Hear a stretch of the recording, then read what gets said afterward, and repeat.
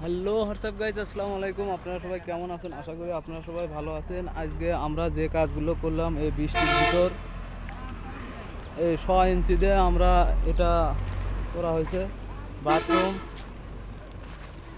বাথরুমে একটা কাছে টাটকা পানির লাইন, মানে ডাইরেক্ট পানির লাইন, আর একটা হলো ট্যাঙ্কির লাইন।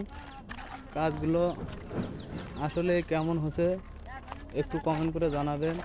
এটা আছে ডাইরেক্ট আপনার মোটর থেকে এদিক দিয়ে উঠছে। এখানে একটা বাথরুম আছে, এখানে একটা টাটকা পানির লাইন, একটা কিচেন আছে।